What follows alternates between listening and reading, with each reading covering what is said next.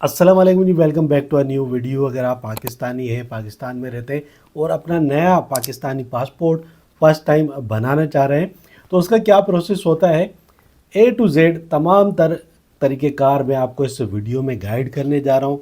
इस वीडियो में वो भी मैं आपको बताऊंगा कि आप ऑनलाइन क्या प्रोसेस कर सकते हैं, कैसे अपना टाइम बचा सकते हैं। उसके बाद आपका फर्स्ट स्टेप से लेके लास्ट स्टेप यानी पासपोर्ट रिसीव करने तक क्या तरीके का रहता है वो सब मैं आपको बताऊंगा। क्या डॉक्यूमेंट्स आपको चाहिए होते हैं, फ़ीस कितनी होती है नया पासपोर्ट बनाने की, ऑनलाइन आप किस तरीके से फ़ीस पे कर सकते हैं या बैंक में जाके आपने फ़ीस कैसे पे करनी होती है, तमाम तरीक़ेकार आपको इस वीडियो में बताऊंगा। एंड तक ज़रूर देखिएगा और अच्छे से देखिएगा ताकि आपको पासपोर्ट बनाने के अमल में कोई दुश्वारी का सामना ना करना पड़े। यहाँ पे आप एजेंटों से बच के आपने किसी को एक रुपया पे नहीं करना, खुद ही आप सारा प्रोसेस आसानी से कर लोगे अगर आप इस वीडियो को अच्छे से देखोगे। तो सबसे पहला जो स्टेप होता है पाकिस्तान में पासपोर्ट बनाने का वो होता है पासपोर्ट की फ़ीस पे करना। अब फ़ीस पे करने के दो तरीके कार हैं।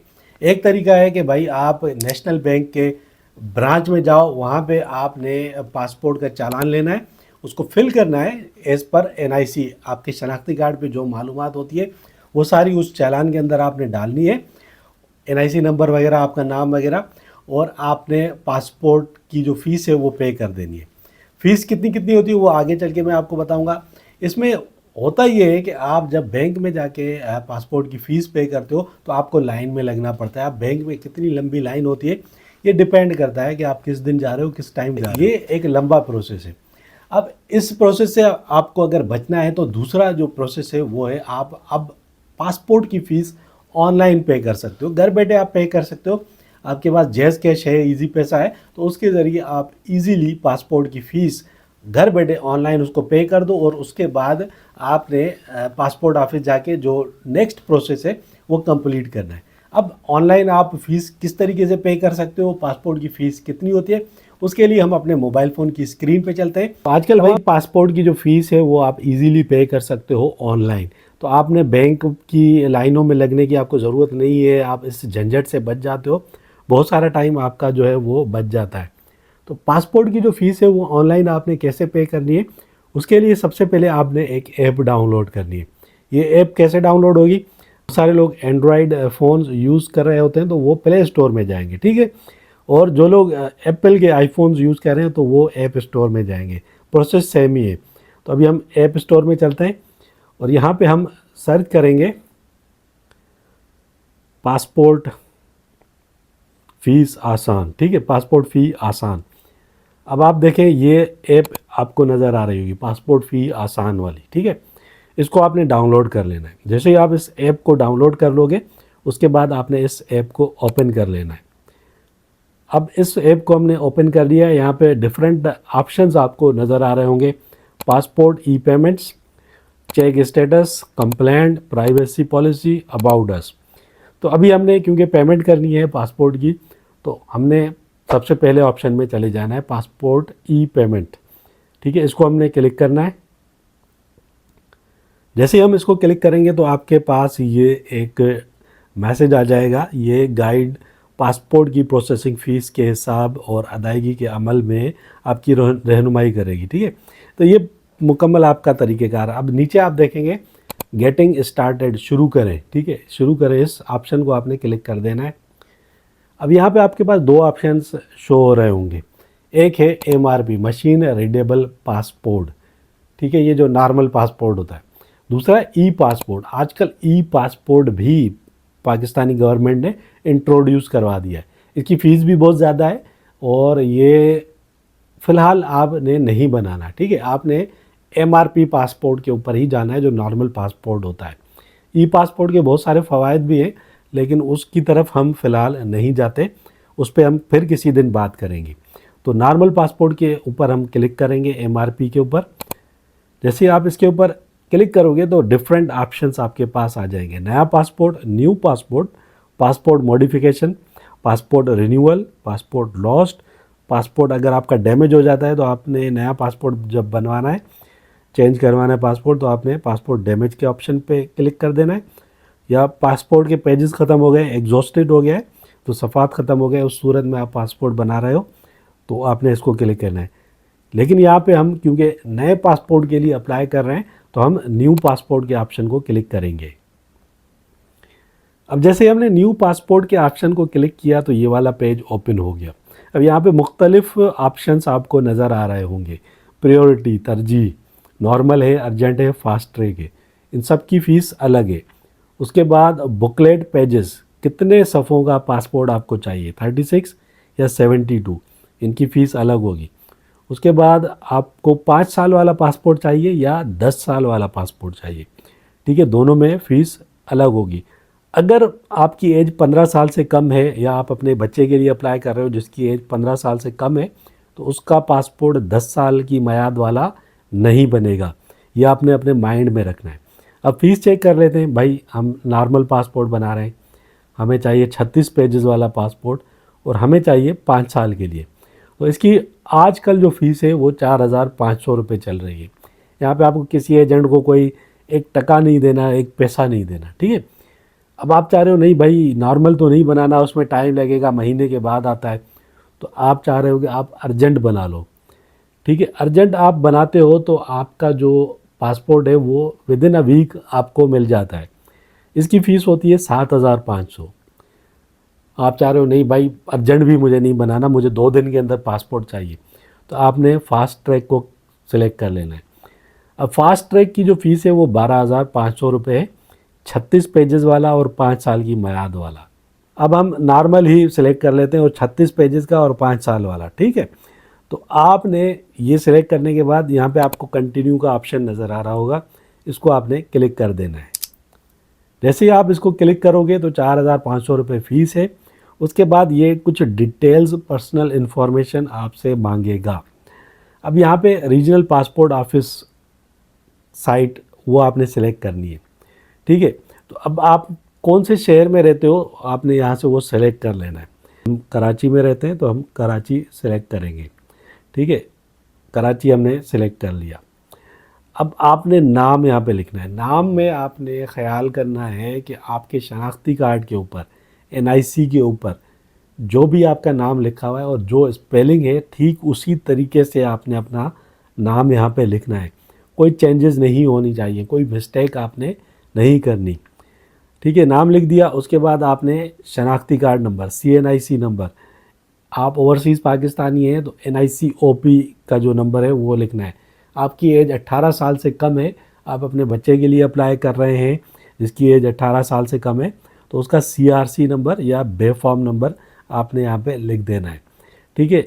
इसको चेक करके अच्छे तरीके से आपने लिखना है। फिर सेम वही नंबर आपने यहाँ पे दोबारा लिख देना है। उसके बाद आपका जो भी ईमेल एड्रेस है वो आपने यहाँ पे लिखना है। उसके बाद आपका जो मोबाइल नंबर है वो आपने यहाँ पे लिख देना है।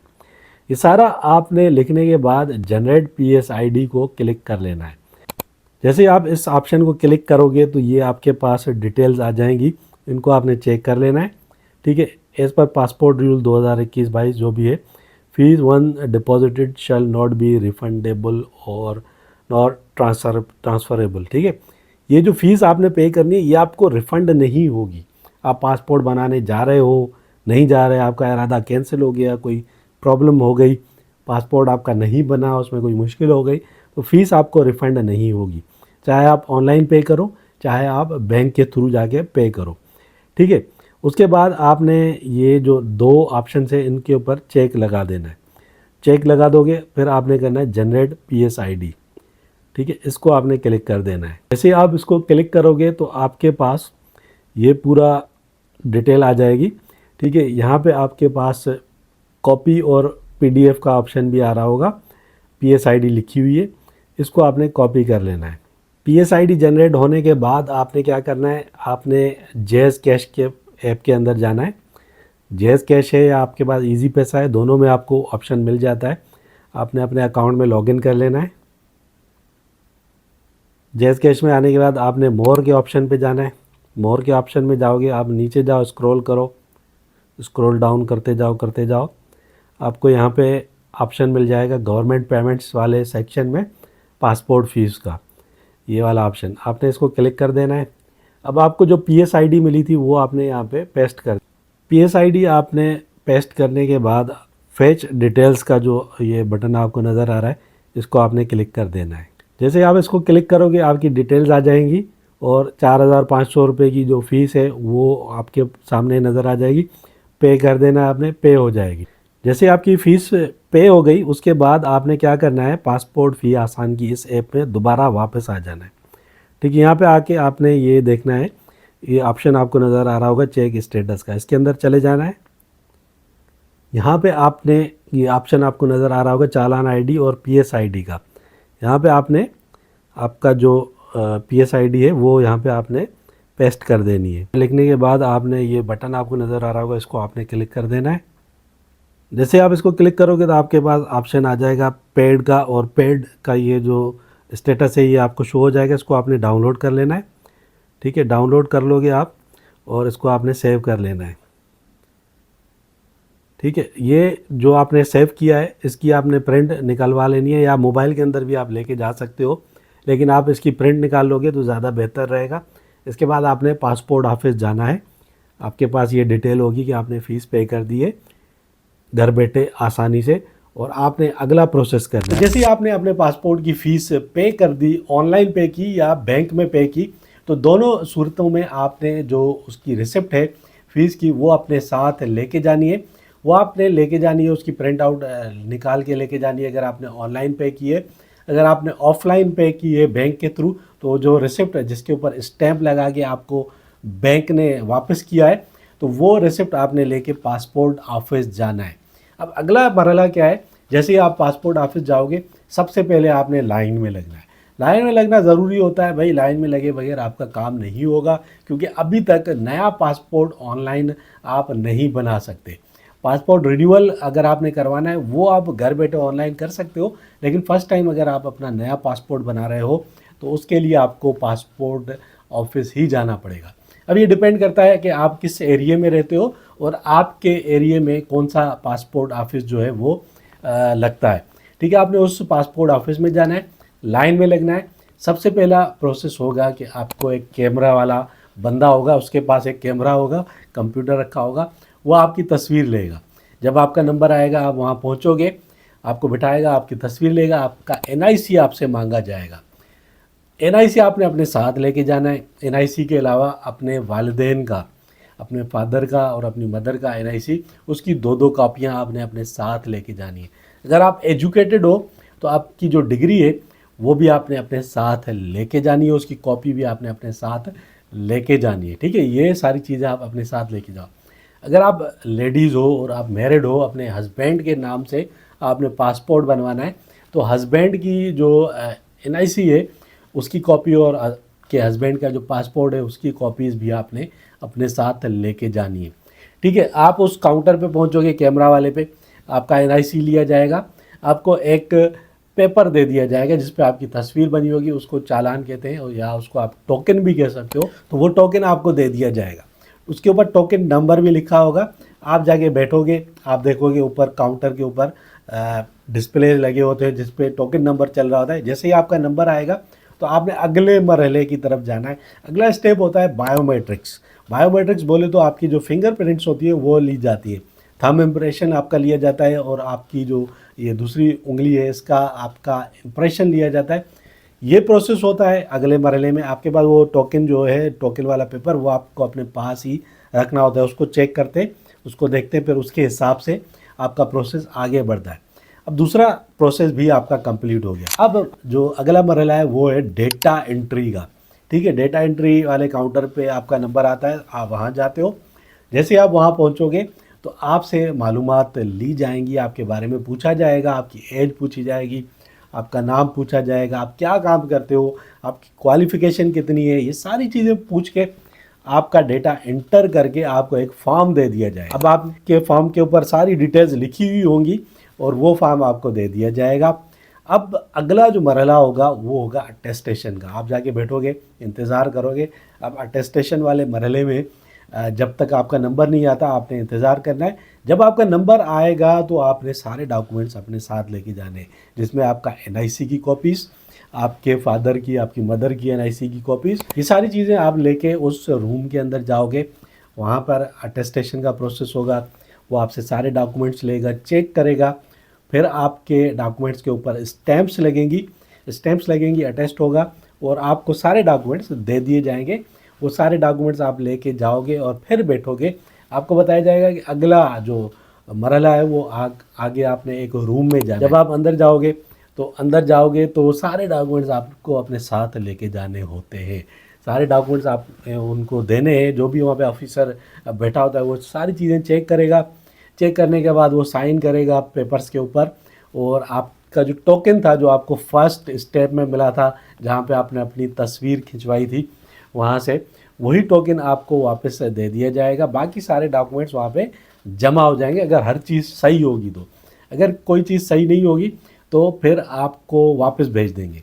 ये आपने याद रखना है, अगर आप एजुकेटेड हो तो अपनी जो डिग्री है, मैट्रिक की है, एफए की है, या आपकी ग्रेजुएशन की है, मास्टर्स की है, वो आपने अपने साथ लेके जानी है। अगर आप एजुकेटेड नहीं हो तो आपने क्लियरली वहाँ पे बताना है कि भाई मैं पढ़ा लिखा नहीं हूँ, मेरे पास किसी किस्म की कोई डिग्री मौजूद नहीं है। ठीक है, अगर आप बोलोगे नहीं भाई मैं तो आज डिग्री लेके नहीं आया हूँ, मेरी डिग्री घर पे पड़ी है, तो इस सूरत में आपको घर वापस भेज दिया जाएगा। आपका पासपोर्ट का जो प्रोसेस है वो कंप्लीट नहीं हो। तो फिर आपको वो जो टोकन दे दिया जाएगा उसके ऊपर लिखा होगा, सारी डिटेल्स लिखी होंगी उसके ऊपर। आपका जो पासपोर्ट रिसीविंग की डेट है, किस तारीख को आपको पासपोर्ट मिलेगा वो भी लिखा होगा, पासपोर्ट कहाँ से मिलेगा वो भी लिखा होगा। अगर आप कराची में रहते हो, आप कहीं से भी जाके पासपोर्ट के लिए अप्लाई करते हो, तो पासपोर्ट तो आपके एरिया वाले जो पासपोर्ट ऑफिस होता है वहाँ से अप्लाई हो जाता है, लेकिन रिसीव करने के लिए आपको सदर में मौजूद जो रीजनल पासपोर्ट ऑफिस है वहाँ जाना पड़ता है। ठीक इसी तरीके से आप किसी और शहर में रहते हो तो वहाँ पर जो भी पासपोर्ट ऑफिस होता है, रीजनल पासपोर्ट ऑफिस, वहाँ जाना आपको पड़ता है और वहाँ से आप जाके अपना पासपोर्ट रिसीव करते हो। पासपोर्ट रिसीव करने के लिए ज़रूरी है कि आपके पास जो टोकन है पासपोर्ट का, पासपोर्ट ऑफिस से जो आपको मिला था, वो आपने अपने साथ लेके जाना है। इसके अलावा आपने अपना ओरिजिनल एनआईसी और एनआईसी की कॉपीज़ भी अपने साथ लेके जानी है। ठीक है, वो आपसे कॉपीज़ भी मांगेंगे। ठीक है, और जब वो आप कॉपीज़ वगैरह वहाँ पे दोगे और अपना टोकन दोगे तो उसी सूरत में आपका जो पासपोर्ट है वो आपको हैंड ओवर किया जाएगा। अच्छा, ये आपने याद रखना है कि पासपोर्ट जब आपका रेडी हो जाता है तो आपके पास आपके फ़ोन पे एक एसएमएस भी आ जाता है, लेकिन बाज़ औक़ात ये एसएमएस नहीं भी आता। तो ऐसी सूरत में आपने क्या करना है कि जो डेट आपको दी गई है पासपोर्ट रिसीविंग की, उस डेट से 2-3 दिन के बाद आपने पासपोर्ट कलेक्ट करने के लिए पासपोर्ट ऑफिस जाना है। तो उम्मीद है ये वीडियो आपको समझ में आ गई होगी। अगर वीडियो अच्छी लगी है तो लाइक और शेयर ज़रूर कीजिए, चैनल को भी सब्सक्राइब कर दीजिए और मुझे दीजिए इजाज़त। अल्लाह हाफिज़।